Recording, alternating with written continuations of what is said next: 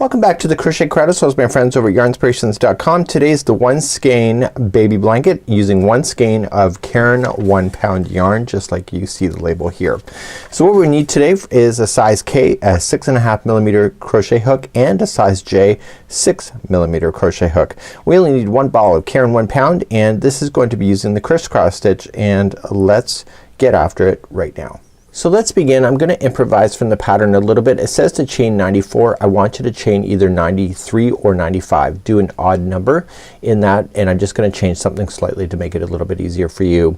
If you're going to just alter the size, then just chain in an odd number. So for example, I'm only gonna chain 13. So 1, 2, 3, 4 and 5. So either chain to 93 or 95, and maybe back here in just a moment. So I've only chained 13, so it's an odd number, so I want to single crochet second chain from the hook. So if you chained across, make sure that you did an odd number so that you can single crochet starting from the second chain on the back hump of the chain all the way back down the chain to the very beginning. So just single crochet in the back hump of your chain all the way to the beginning, and I'll see you there in just a moment. Once you get all the way down the long end of your chain, I want you to turn your work, and we're gonna start row number 2. So this is where I'm improvising in the pattern. It's only in this one stitch right now. So it says to chain 2, but I want you to chain 3, and that will count as a stitch. It says to chain 2 does not count as a stitch. I want you to chain 3 and count it as a stitch. Now what I want you to do is skip the next one, and we're gonna go to the second over it. We're gonna create a crisscross. So we're gonna wrap the hook first and go skip the first one, go to the second and double crochet. Now you want to get to the stitch that you just missed. So wrapping the hook, just bend the project forward and get the stitch that you skipped. And insert in, pull through 2 and 2. If you're new to crochet, this is somewhat awkward in the very beginning if you don't know how to do this, but I tell you I've been doing this a long time and it doesn't get that hard. So what I want you to do is do another one. So skip the next one and double crochet in the second one after that. So just go to the first one and then just go into the one that you skipped. So just wrap the hook, bend it, okay, and then go into the one that you skipped.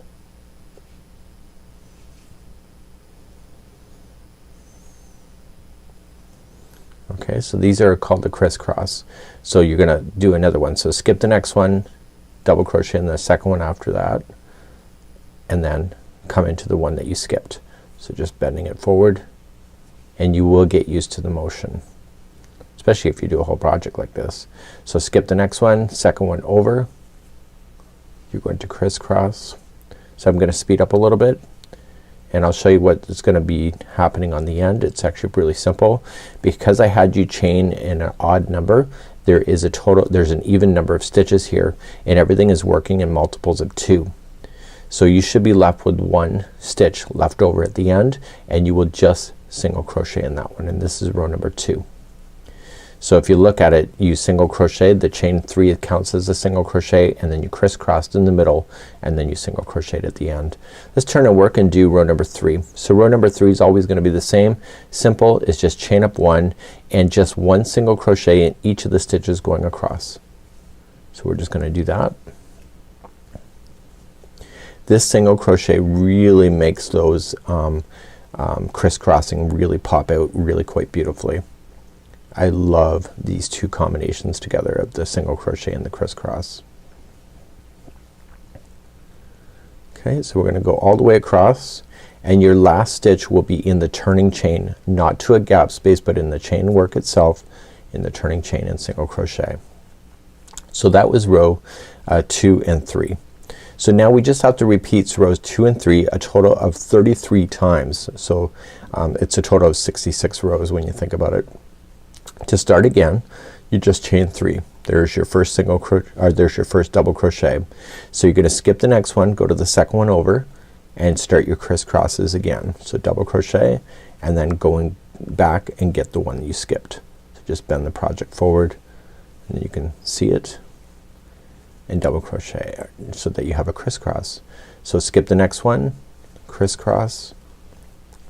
So you keep crisscrossing all the way over, and you will end when you finally get to the size that you need. You can do any size that you wish. This is a one skein baby blanket, so it tells you to only use one skein, but you can go as big as you need to. I've given you the secrets of changing the yarn chain counts to be an odd number so that you can change anything that you wish. So what's gonna happen is that you are gonna end on row number 3 at the very final end, which I'm about to show you once again. So you just double crochet in the final turn. So you just chain up 1 and then just single crochet across. So I want you to repeat this the number of times that it states in the pattern, or to when you're satisfied. And what we're gonna cover next is how to do your very final border going all the way around this thing. So let's begin to do that in just a moment and get your project done. You'll put me on hold at this time. Go and do your project and then we'll do the border together here on camera. So let's begin to do our border. So I want you to turn. We just finished on number 3. Turn your work and we're gonna do our border, and we're just gonna chain 1, which I've already done technically, and I'm just going to single crochet myself across the top. So the border, what happens is that tops and the bottoms have the stitch work. You know exactly where to go, but the sides you don't know where to go, and you just have to equally space those to make those look good. So once you get to the final side, the final stitch here, to turn the corner you're gonna place in 3 single crochets. So 1, 2 and 3. And now you're just gonna move down the side. So just roughly space those out. So just single crochet. Don't go into a major gap space. Always stay within the stitch work itself, and just equally space all the way down your project. And then when you get to the base of that, how are you gonna turn the corner? If you guess 3 single crochets in the end, that's right. So 3 singles will get you to turn perfectly. And then what we'll do is that we'll move along the bottom. So just continuing along, so it's now upside down. So my last stitch here on the bottom, I'm just gonna put 3 more single crochets to allow myself to turn, and then I'm just gonna work my way up the other side, and then we're gonna eventually hit back to where we had started. So it's just a rough guess kinda how things go into the side here. Some people like to be very consistent. You know, it's hard to do that sometimes in crochet. Sometimes your best guess is all that you have. On your very final stitch here, you're going to place in, there's already 1 there, so you're just gonna place in 2 double crochets only. So 1 and 2, and join it to the very first one with a slip stitch. And then we're gonna move on to the picot edging. So this is what it looks like at this moment, and then what we're gonna do then is picot edging next. For the picot edging, really quite simple. You're gonna chain up 1 and you're gonna do a single crochet in the same one, and then you are going to apply a chain 1 and single crochet back into the same one. That's it. So skip the next stitch and do the same thing in the next one after that. So it's gonna be single crochet, chain 1, single crochet. Skip the next one, go to the second one over, single crochet, chain 1, single crochet. I want you to do that all the way around. You don't have to count stitches, you just have to just place that in, and when it comes to the corners you just have to just keep following the corner. You don't have to do anything special with the corners. It's just gonna follow it around.